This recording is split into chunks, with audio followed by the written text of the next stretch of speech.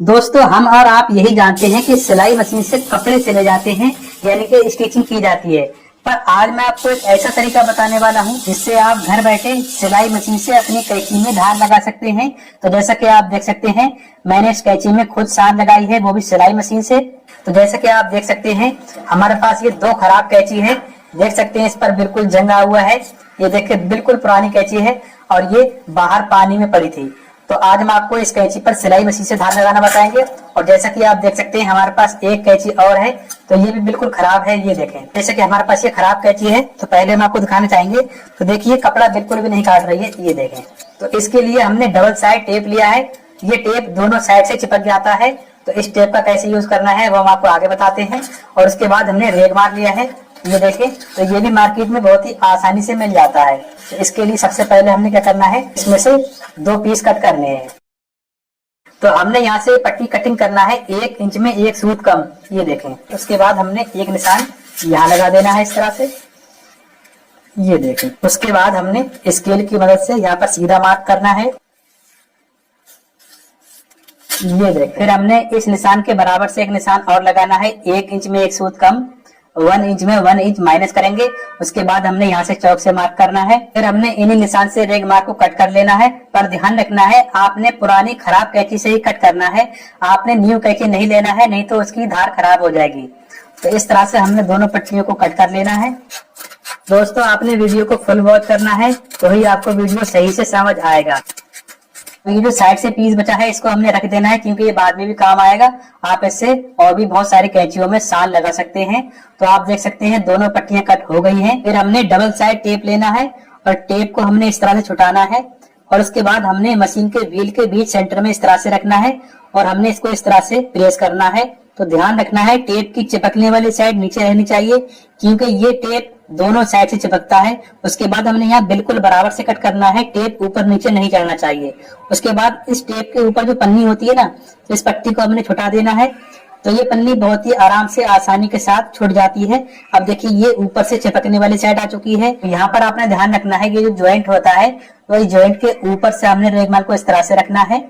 और ध्यान रखना है, ये जो पट्टी है ना ऊपर वाली, तो ये पट्टी व्हील के बीच सेंटर में होना चाहिए और आपने कुछ इस तरह से प्रेस करते जाना है, यानी कि दबाते जाना है। तो यहाँ पर आपने जल्दबाजी नहीं करना है, बिल्कुल आराम से चिपकाएंगे। तो ये बहुत ही मजबूती के साथ चिपक जाता है, ये बिल्कुल भी नहीं छूटने वाला है। तो ये पट्टी कंप्लीट करने के बाद अब हमने दूसरी पट्टी लेना है और हमने दूसरी पट्टी को कुछ इस तरह से रखना है, यानी कि पट्टी को पट्टी के ऊपर चढ़ाकर नहीं रखना है, बिल्कुल बराबर से रखना है, कुछ इस तरह से। उसके बाद हमने इस पट्टी को भी चिपका देना है। तो जो एक्स्ट्रा पट्टी बचेगी उसको हमने पहले चौक से मार्क करना है। तो ये मार्क बिल्कुल बराबर से लगाएंगे, पट्टी के ऊपर पट्टी चढ़ना नहीं चाहिए, बिल्कुल बराबर से आना चाहिए। फिर दोबारा से हमने सही से दबा देना है ताकि यहाँ से पट्टी छूटने ना पाए। हमने सही तरह से प्रेस करना है। तो अब देखिए, अब आपका सेटअप तैयार है। अब हम कैंची पर धार लगाने के लिए रेडी हैं। फिर हमने कैंची लेना है और यहाँ पर आपने समझना होगा, ये जो कैंची का हैंडल होता है ना, तो ये हैंडल हमने इधर की ओर रखना है। उसके बाद हमने मशीन का व्हील अपनी ओर को चलाना है, कुछ इस तरह से। तो अब हमने शान लगाना स्टार्ट करना है, कुछ इस तरह से। ये देखें दोस्तों, तो आप देख सकते हैं कितनी आसानी से यहाँ पर शान लगना शुरू हो गई है। तो यहाँ पर आपने कैंची को थोड़ा नीचे दबा कर रखना है। उसके बाद अब मैं आपको दिखाना चाहूंगा, तो देखिए कितनी लाइट आ चुकी है, ये देखें। उसके बाद हमने फिर से स्टार्ट रखना है, ये देखें। तो दोस्तों, अगर आपको हमारा वीडियो थोड़ा सा ही पसंद आता हो तो वीडियो को लाइक करके शेयर भी कर देना। अगर आप ऐसे ही और भी इंटरेस्टिंग वीडियो देखना चाहते हैं, आप हमारे चैनल को अभी सब्सक्राइब कर सकते हैं। हमने सेम इसी तरह से दूसरी साइड में शान लगाना है। दोस्तों, आप लोग इस वीडियो को एंड तक देखें, कट करके ना देखें, क्योंकि अगर आपने वीडियो कट किया तो आपको वीडियो समझ नहीं आएगा और आपकी कैंची में सही से धार भी नहीं लग पाएगी। तो एक बार अगर आपने सेटअप कर लिया तो आप एक बार में बहुत सारी कैंची में धार लगा सकते हैं। उसके बाद देखिए, हमने खड़ी साइड में धार लगाना है, कुछ इस तरह से कैंची को रखेंगे। अब हमने हैंडल बाहर कर देना है और इस तरह से पकड़ना है, ये देखो। तो यहाँ पर आपने कैंची को थोड़ा प्रेस करके रखना है। उसके बाद देखिए, अब कैंची थोड़ी गर्म पानी लगी है, तो हमने कोई भी गत्ता पेपर ले लेना है और नोक पर इस तरह से रखेंगे, ये देखें।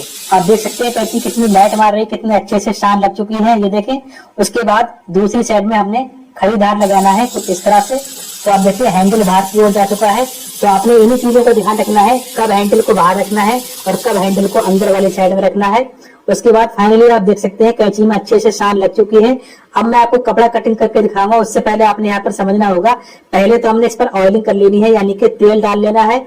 फिर उसके बाद आपने कपड़ा कटिंग करने से पहले एक पेपर लेना है और पेपर के ऊपर आपने कुछ इस तरह से करीब 3-4 मिनट तक कैंची को चलाना होगा।